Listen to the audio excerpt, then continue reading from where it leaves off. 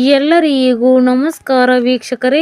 ಚಿನ್ನದ ಬೆಲೆಗಳು ನಿರಂತರವಾಗಿ ಹೆಚ್ಚಾಗ್ತಾ ಇದೆ. ಇದರಿಂದಾಗಿ ಸಾಮಾನ್ಯ ಜನರು ಚಿನ್ನ ಖರೀದಿಸುವುದು ಕೂಡ ಸಾಧ್ಯ ಆಗ್ತಾ ಇಲ್ಲ. ಇದು 24 ಕ್ಯಾರೆಟ್ ಮತ್ತು 22 ಕ್ಯಾರೆಟ್ ಚಿನ್ನದ ಆಭರಣಗಳ ಬೆಲೆಯಲ್ಲ ಹೆಚ್ಚಳದಿಂದಾಗಿ ಚಿನ್ನ ಖರೀದಿ ಬಹಳಷ್ಟು ಕಷ್ಟಕರವಾಗಿದೆ. ಈ ನಡುವೆ ಕೈಗೆಟುಕುವ ದರದಲ್ಲಿ ಚಿನ್ನ ಖರೀದಿ ಸಾಧ್ಯವಾಗುವಂತೆ ಮಾಡಲು ಇದೀಗ ಸರ್ಕಾರ ಮಹತ್ವದ ನಿರ್ಣಯವನ್ನು ಕೈಗೊಂಡಿದೆ. ಹಾಗಿದ್ರೆ ಏನು ಅಂತ ತಿಳಿಯಲು ವಿಡಿಯೋವನ್ನು ಕಂಪ್ಲೀಟ್ ಆಗಿ ನೋಡಿ. ಕೇಂದ್ರ ಸರ್ಕಾರವು 9 ಕ್ಯಾರೆಟ್ ಚಿನ್ನದ ಹಾಲ್ ಮಾರ್ಕಿಂಗ್ಗೆ ಅನುಮೋದನೆ ನೀಡಿದ ನಂತರ ಈ ಕಡಿಮೆ ಬೆಲೆಯ ಚಿನ್ನವು ಗ್ರಾಹಕರ ಗಮನ ಸೆಳೀತಾ ಇದೆ. ವರದಿಗಳ ಪ್ರಕಾರ 9 ಕ್ಯಾರೆಟ್ ಚಿನ್ನದ ಬೆಲೆಯು 24 ಕ್ಯಾರೆಟ್ ಮತ್ತು 22 ಕ್ಯಾರೆಟ್ ಚಿನ್ನಕ್ಕೆ ಹೋಲಿಸಿದರೆ ಗಮನಾರ್ಹವಾಗಿ ಕಳಪೆಯಾಗಿದೆ. ಇನ್ನು 1 ಕ್ಯಾರೆಟ್ ಚಿನ್ನದಲ್ಲಿ ಕೇವಲ 37.5% ಸುತ್ತ ಚಿನ್ನ ಇರಲಿದೆ. ಸದ್ಯದ ಮಾರುಕಟ್ಟೆ ವರದಿಗಳ ಪ್ರಕಾರ 10 ಗ್ರಾಂ 9 ಕ್ಯಾರೆಟ್ ಚಿನ್ನದ ಅಂದಾಜು ಬೆಲೆ 37,000ದಿಂದ 38,000 ಇರಬಹುದು. ಇದಕ್ಕೆ ವ್ಯತಿರಿಕ್ತವಾಗಿ 24 ಕ್ಯಾರೆಟ್ ಚಿನ್ನದ ಬೆಲೆ 1,24,000ದಿಂದ 26,000 ಅಷ್ಟಿದ್ರೆ 22 ಕ್ಯಾರೆಟ್ ಚಿನ್ನದ ಬೆಲೆ 1,03,000 ಅದೇ ರೀತಿ 1,15,000ದ ಅನುಪಾತದಲ್ಲಿದೆ. ಈ ಕಡಿಮೆ ಬೆಲೆಯ ದೈನಂದಿನ ಬಳಕೆಗೆ ಮತ್ತು ಬಜೆಟ್ ಸ್ನೇಹಿ ಆಭರಣಗಳನ್ನು ಬಯಸುವವರಿಗೆ 9 ಕ್ಯಾರೆಟ್ ಚಿನ್ನವನ್ನು ಅತ್ಯುತ್ತಮ ಆಯ್ಕೆ ಅಂತ ಹೇಳಿ ಪರಿಗಣಿಸಬಹುದು. ಆದರೆ ಆಭರಣ ಖರೀದಿಸುವಾಗ ಈ ದರಕ್ಕೆ ತಯಾರಿಕಾ ಶುಲ್ಕಗಳು ಕೂಡ ಅನ್ವಯವಾಗುತ್ತದೆ. ಇನ್ನು ಸರ್ಕಾರದಿಂದ ಹಾಲ್ ಮಾರ್ಕಿಂಗ್ ಅನುಮೋದನೆಯು 9 ಕ್ಯಾರೆಟ್ ಚಿನ್ನದ ವಿಶ್ವಾಸಾರ್ಹತೆಯನ್ನು ಹೆಚ್ಚಿಸಿದೆ. ಇದರ ದೊಡ್ಡ ಪ್ರಯೋಜನ ಅಂತ ಹೇಳಿದರೆ ಇದು ಹೊಸ ಗ್ರಾಹಕರನ್ನು ಆಭರಣ ಉದ್ಯಮಕ್ಕೆ ಆಕರ್ಷಣೆ ಮಾಡ್ತದೆ. ವಿಶೇಷವಾಗಿ ಮೊದಲ ಬಾರಿಗೆ ಚಿನ್ನವನ್ನು ಖರೀದಿ ಮಾಡುವವರು ಅಥವಾ ದೈನಂದಿನ ಬಳಕೆಗಾಗಿ ಖರೀದಿ ಮಾಡುವವರಿಗೆ ಇನ್ನೊಂದು ಉತ್ತಮ ಆಯ್ಕೆ ಅಂತ ಹೇಳಬಹುದು. ಸ್ನೇಹಿತರೆ, ಈ ಮಾಹಿತಿ ಇಷ್ಟ ಆದಲ್ಲಿ ವಿಡಿಯೋಗೊಂದು ಲೈಕ್ ಅನ್ನು ಕೊಡಿ. ಅದೇ ರೀತಿ ಮತ್ತಷ್ಟು ಅಪ್ಡೇಟ್ಗಾಗಿ ನಮ್ಮ ಚಾನಲನ್ನು ಸಬ್ಸ್ಕ್ರೈಬ್ ಮಾಡ್ಕೊಳ್ಳಿ. ದಸರಾ ರಜೆ ವಿಸ್ತರಣೆ ಪರಿಣಾಮ ಪಠ್ಯಕ್ರಮವನ್ನು ಪೂರ್ಣಗೊಳಿಸಲು ಎಲ್ಲ ಶಾಲೆಗಳಲ್ಲಿ ಇದೀಗ ಹೆಚ್ಚುವರಿ ಕ್ಲಾಸ್ಗೆ ಸರ್ಕಾರ ಮಹತ್ವದ ಆದೇಶವನ್ನು ನೀಡಿದೆ. ಹಾಗಿದ್ರೆ ಏನು ಅಂತ ತಿಳಿಯಲು ವಿಡಿಯೋವನ್ನು ಕಂಪ್ಲೀಟ್ ಆಗಿ ನೋಡಿ.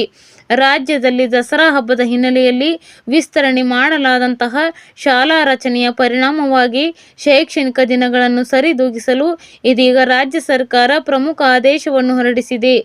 ರಜೆ ವಿಸ್ತರಣೆಯಿಂದಾಗಿ ಪಠ್ಯಕ್ರಮದ ದಿನಗಳು ಕಡಿಮೆಯಾಗಿರುವುದರಿಂದ ರಾಜ್ಯದ ಎಲ್ಲ ಶಾಲೆಗಳಲ್ಲಿ ಇನ್ನು ಮುಂದೆ ಹೆಚ್ಚುವರಿ ತರಗತಿಗಳನ್ನು ನಡೆಸಲು ಶಿಕ್ಷಣ ಇಲಾಖೆ ನಿರ್ದೇಶನ ನೀಡಿದೆ.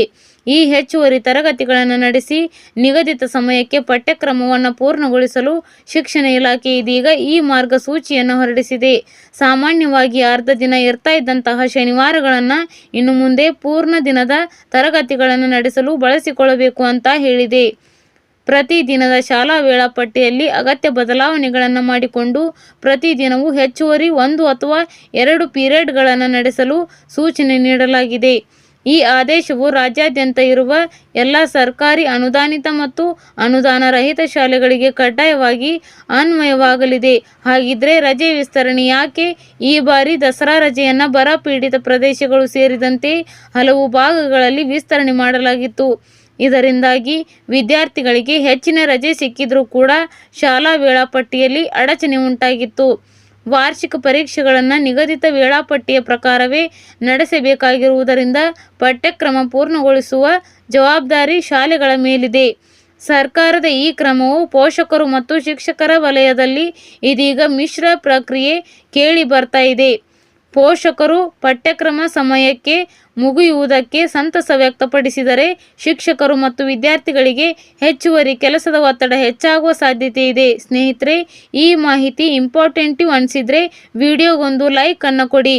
ಅದೇ ರೀತಿ ಮತ್ತಷ್ಟು ಅಪ್ಡೇಟ್ಗಾಗಿ ನಮ್ಮ ಚಾನಲ್ನ ನೀವು ಸಬ್ಸ್ಕ್ರೈಬ್ ಮಾಡ್ಕೊಳ್ಳಿ. ನೀವು ಕೂಡ ಬ್ಯಾಂಕ್ ಲಾಕರನ್ನು ಹೊಂದಿದ್ರೆ ನಿಮಗೊಂದು ಆಘಾತಕಾರಿ ಸುದ್ದಿ ಬಂದಿದೆ. ಯಾವುದೇ ಬ್ಯಾಂಕಿನಲ್ಲಿ ಲಾಕರ್ನ ಹೊಂದಿರುವವರಿಗೆ ಈಗ ಭಾರತೀಯ ರಿಸರ್ವ್ ಬ್ಯಾಂಕ್ ಆಘಾತಕಾರಿ ಸುದ್ದಿ ನೀಡಿದೆ ಅಂತ ಹೇಳಿದರೆ ತಪ್ಪಾಗಲ್ಲ. ಬ್ಯಾಂಕಿನಲ್ಲಿ ಲಾಕರ್ನ ಹೊಂದಿರುವವರು ಭಾರತೀಯ ರಿಸರ್ವ್ ಬ್ಯಾಂಕಿನ ಈ ನಿಯಮವನ್ನು ಕಡ್ಡಾಯವಾಗಿ ತಿಳಿದುಕೊಳ್ಳಬೇಕು. ಹಾಗಾದರೆ ಭಾರತೀಯ ರಿಸರ್ವ್ ಬ್ಯಾಂಕ್ ಈಗ ಬ್ಯಾಂಕ್ ಲಾಕರನ್ನು ಹೊಂದಿರುವವರಿಗೆ ನೀಡಿರುವ ಆಘಾತಕಾರಿ ಸುದ್ದಿ ಏನು ಅನ್ನೋದ್ರ ಬಗ್ಗೆ ಸಂಪೂರ್ಣ ಮಾಹಿತಿಯನ್ನು ಈ ವಿಡಿಯೋದಲ್ಲಿ ನಾವು ನಿಮಗೆ ತಿಳಿಸಿಕೊಡ್ತೀವಿ. ವಿಡಿಯೋ ತುಂಬ ಇಂಪಾರ್ಟೆಂಟಿವ್ ಆಗಿದೆ, ಎಲ್ಲೂ ಸ್ಕಿಪ್ ಮಾಡದೆ ನೋಡಿ. ಹಾಗೂ ಈ ಮಾಹಿತಿಯನ್ನು ಬ್ಯಾಂಕ್ ಲಾಕರ್ ಹೊಂದಿರುವ ಪ್ರತಿಯೊಬ್ಬರಿಗೂ ಶೇರ್ ಮಾಡಿ ಸ್ನೇಹಿತರೆ. ಮನೆಯಲ್ಲಿ ಚಿನ್ನ ಅಥವಾ ಬೆಲೆ ಬಾಳುವ ವಸ್ತುಗಳನ್ನು ಇಟ್ಟುಕೊಂಡರೆ ಅವುಗಳು ಕಳ್ಳತನವಾಗುವ ಸಾಧ್ಯತೆ ಇರುತ್ತೆ ಅನ್ನುವ ಕಾರಣಕ್ಕೆ ಬ್ಯಾಂಕ್ ಲಾಕರ್ನಲ್ಲಿ ಅವುಗಳನ್ನು ಇಡಲಾಗುತ್ತೆ. ಆದರೆ ಬ್ಯಾಂಕ್ ಲಾಕರ್ ಕೂಡ ಸೇಫ್ ಅಲ್ಲ ಅನ್ನೋದು ಸಾಕಷ್ಟು ಜನರಿಗೆ ಇನ್ನೂ ಕೂಡ ತಿಳಿದಿಲ್ಲ ಸ್ನೇಹಿತರೆ. ಭಾರತೀಯ ರಿಸರ್ವ್ ಬ್ಯಾಂಕಿನ ಲಾಕರ್ ನಿಯಮದ ಪ್ರಕಾರ ನೀವು ಬ್ಯಾಂಕ್ ಲಾಕರ್ನಲ್ಲಿ ಇಟ್ಟಿರುವ ಯಾವುದೇ ವಸ್ತುವಿಗೆ ಬ್ಯಾಂಕುಗಳು ಹೊಣೆಗಾರಿಕೆಯನ್ನು ಹೊಂದಿರುವುದಿಲ್ಲ ಸ್ನೇಹಿತರೆ. ಬ್ಯಾಂಕ್ ಲಾಕರ್ನಲ್ಲಿ ಚಿನ್ನ ಅಥವಾ ಯಾವುದೇ ರೀತಿಯ ಬೆಲೆ ಬಾಳುವ ವಸ್ತುಗಳನ್ನು ಇಟ್ಟರೂ ಕೂಡ ಬ್ಯಾಂಕುಗಳು ಅದಕ್ಕೆ ಹೊಣೆಗಾರಿಕೆಯನ್ನು ಹೊಂದಿರುವುದಿಲ್ಲ. ಒಂದು ವೇಳೆ ಬ್ಯಾಂಕ್ ಸಿಬ್ಬಂದಿಗಳ ನಿರ್ಲಕ್ಷ್ಯದಿಂದ ನೀವು ಇಟ್ಟಿರುವ ವಸ್ತುಗಳು ಕಳುವಾದರೆ ನೀವು ಅದಕ್ಕೆ ಪರಿಹಾರವನ್ನು ಪಡೆದುಕೊಳ್ಳಬಹುದು. ಒಂದು ವೇಳೆ ಬ್ಯಾಂಕಿನ ಸಿಬ್ಬಂದಿಗಳ ನಿರ್ಲಕ್ಷ್ಯದಿಂದ ಬ್ಯಾಂಕಿನ ಲಾಕರ್ನಲ್ಲಿ ಇಟ್ಟಿರುವ ವಸ್ತುಗಳು ನಷ್ಟವಾದರೆ ಬ್ಯಾಂಕ್ ಲಾಕರ್ನ ವಾರ್ಷಿಕ ಬಾಡಿಗೆಯ ಮೇಲೆ 100 ಪಟ್ಟು ಪರಿಹಾರವನ್ನು ಪಡೆದುಕೊಳ್ಳಬಹುದು. ಒಂದು ವೇಳೆ ಪ್ರವಾಹ, ನೈಸರ್ಗಿಕ ವಿಕೋಪ ಅಥವಾ ಭೂಕಂಪದಿಂದ ಯಾವುದೇ ರೀತಿಯ ನಷ್ಟವಾದರೆ ಬ್ಯಾಂಕುಗಳು ಅದಕ್ಕೆ ಜವಾಬ್ದಾರಿಯನ್ನು ತೆಗೆದುಕೊಳ್ಳುವುದಿಲ್ಲ. ಯಾವುದೇ ಬ್ಯಾಂಕಿನ ಲಾಕರ್ನಲ್ಲಿ ಚಿನ್ನ ಅಥವಾ ಬೆಲೆ ಬಾಳುವ ವಸ್ತುಗಳನ್ನು ಇಡುವ ಮುನ್ನ ಭಾರತೀಯ ರಿಸರ್ವ್ ಬ್ಯಾಂಕಿನ ಈ ನಿಯಮವನ್ನು ತಿಳಿದುಕೊಳ್ಳುವುದು ಅತಿ ಅಗತ್ಯವಾಗಿದೆ.